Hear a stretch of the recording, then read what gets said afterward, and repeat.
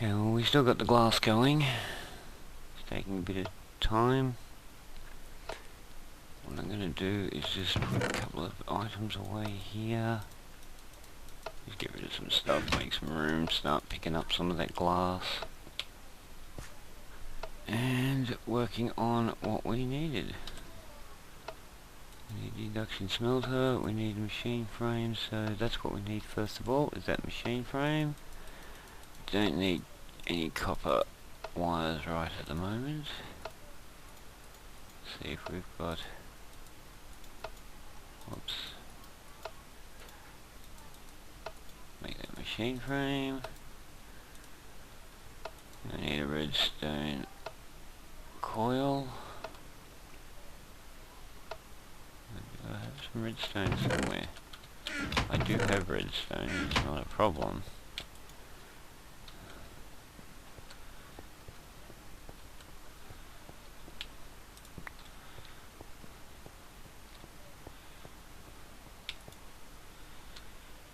Okay. Also, as I develop this area here, obviously I will be moving all this stuff into locations. This is just kind of a temporary setup for now. Just to get myself done. What was that recipe again? Okay. 2 redstones there. I did have redstone there the whole time, did I? I don't know. And there's our little coil. Got to get the invar and some copper. There's copper. Our coil. We need the invar blocks and we need a bucket. We have some spare buckets. We have this invar. Put some invar in place. Bucket, and we now have an induction smelter. If I'm not mistaken, that is going to require power, which will require our engine at work. So, getting back to our primary task that we're going for, the tesseract. We need that lead. We need the pulverize. So what do we got? I can make 7, and I've got 7. How convenient.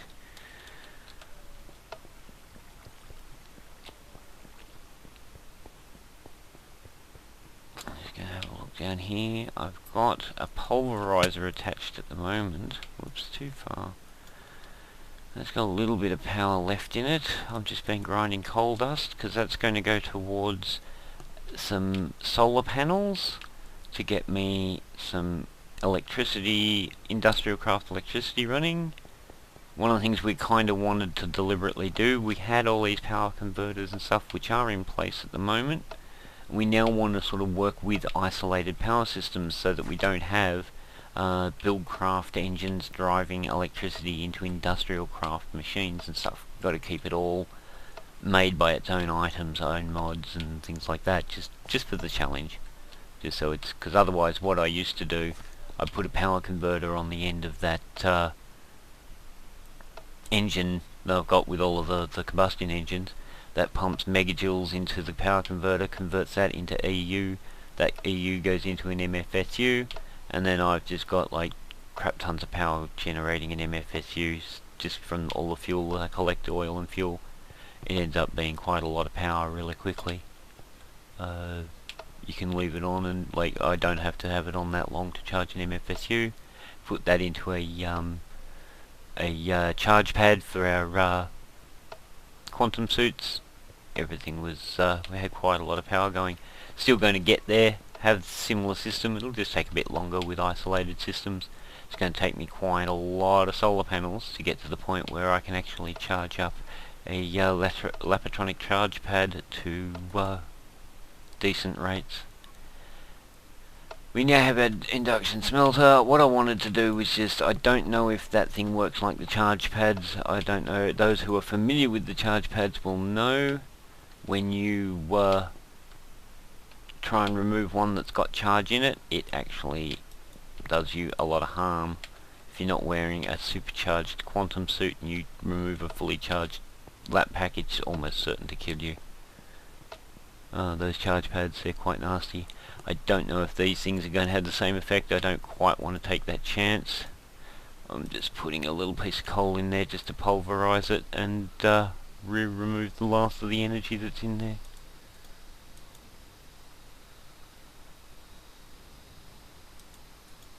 It's not going to go to waste anyway.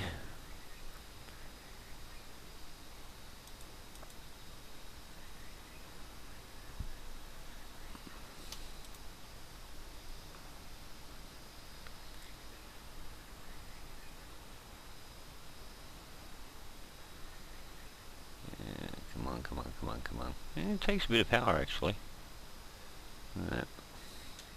This engine, I believe, will end up producing something in the vicinity of 120 megajoules per tick, which you can see there that this thing takes 4800 megajoules. So that'll that thing actually loads up. Even it's not completed yet. There are still some engines missing. We'll go into more detail with that later because I've made some changes there. I just want to get this guy out first and get some stuff going. Take our pulverizer. Okay.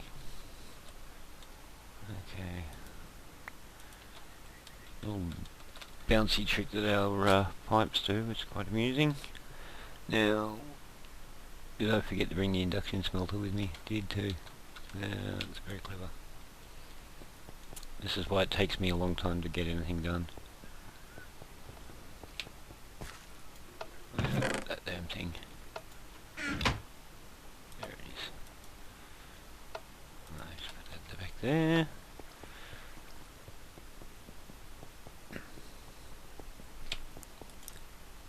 Okay, we now have an induction smelter. It's about to receive some power. So, one induction smelter. We want to induction smelt some lead and pulverized obsidian into some hardened glass. Here we go. Pulverized obsidian, some lead, and down we go. Okay, we'll turn on this engine. You will note here there's the electricity going in. All I need to do is wait to see it start to build up. There it is, it's starting to build up. Turn that off. You actually see that's going to hold there. It's actually, no, it's going to pull it out because we actually got the machine doing some work. That's all it took from my machine to fill that with energy. And we have our hardened glass happening. And while that's doing that, I will go into a little more detail here. You can see my red wire just powering up, running through, just winding its way around to every engine there to turn them on and off, just to a basic switch. I will actually put in some wireless receivers here so I can move my switch upstairs, just with a wireless transceiver, and that just powers them on. You can see on one side here of each one we have a fuel intake line, just using some normal stone waterproof pipes. Fuel does not require high yield. I have previous videos mentioned some of the issues I've had regarding the water supply to these combustion engines, and in my last ones I kind of showed a balance that made it work. I found that 4 engines was my limit, and I was having a lot of issues trying to achieve my 5 engine system that I wanted to run. I was shown a couple of new tricks. One that is just simply awesome because it makes the water delivery much easier, which is these guys here, aqueous accumulator. It doesn't even need power, you just put it there and it just does its job. It works really well to replace the steam engine pumping on the pumps, and having that whole cold delivery system just to maintain that. That was a really large setup. It's been replaced by one block surrounded by a water on each side and a water at the bottom. And then these pipes here, these are a new pipe. These are a liquiduct pipe. I don't recall which mod they're from. I don't know if they're No, I just don't remember. Anyway, you will see there that they're totally attaching with Buildcraft with no problem. And with one at the top, one at the bottom, I've managed to successfully, even with gold pipes there, I was still getting water loss on 5 engines. Over here, I had the exact same, you can see here, where I've still got some gold pipes in place. If I put a 5th engine on here, these engines will slowly start losing water. Cannot maintain it. This one here, where I have my 5 engines, I've got liqueduction in place. That one does not overheat at all. I can run that to forever. That was really smart. Let me just get back. When I fall off the edge there, because I haven't completed the walls and everything. This is where you'll find smart moving is quite useful.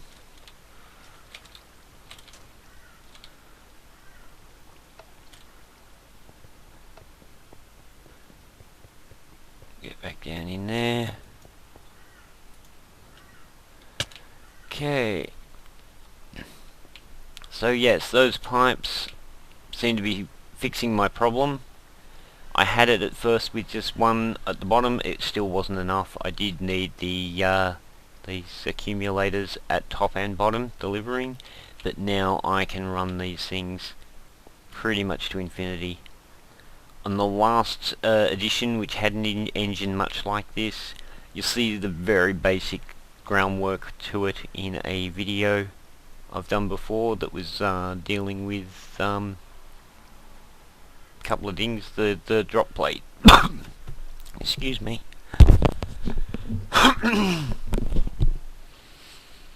You'll see on one of my previous videos, you'll actually see the basics of an engine that I was working on that was much the same template as this.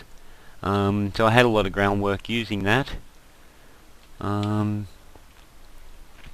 had a lot of issues regarding just getting that water delivery, and this has really solved the problem so easily just with this one simple device with some new pipes.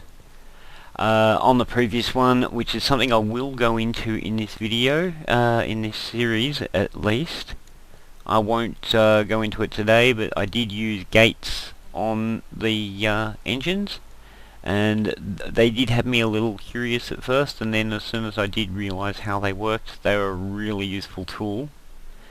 On this system I may implement them for particular purposes, but right now I do not need them at all, because unless I can work out, I still have an issue with if I'm running something that stops needing power.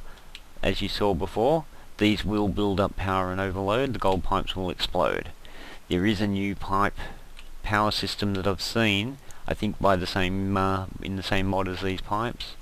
Connects up, delivers power, and apparently doesn't blow, so they're a bit more useful in that respect.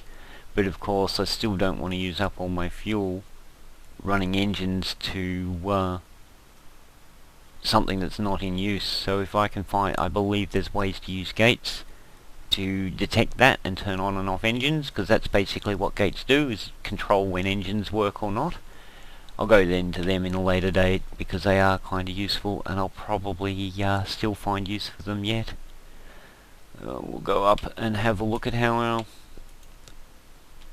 induction smelter is going. We have 4 hardened glass now. Awesome. Thing being that I'll probably need to get some more obsidian and work on some more stuff there. I don't know how many of these did I need. I've got 14. To make 4 of these I need 16, so I actually need 2 more. This is going to be a bit of an issue because I'm going to have to take out that power. Just lose the power that's in it, because you'll see that it's got half power left, because I want to put that furnace back in and do some more obsidian, make a bit more lead, just make 1 more enough to make that 4th tesseract device. Do we have the obsidian? Of course. I think I've got 1 block left. Yes, I've got 1 block of obsidian. There is a mod that we use that sort of can get around that I use in an emergency such as this.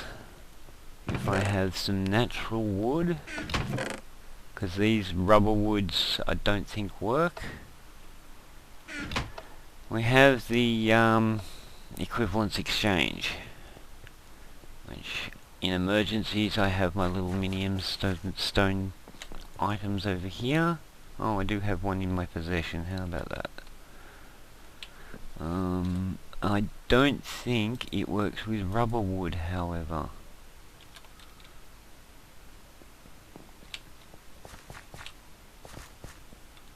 That's where I'm working on my solar panels. I'll put some more of that stuff down. As you can see, I haven't even built one solar panel yet. I was kind of waiting on that one.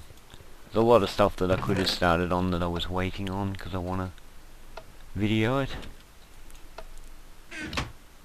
And oh, look at that, 5 obsidian. How handy was that to find that just sitting there? I need my pulverizer. No, I don't need transposer, I need a pulverizer. There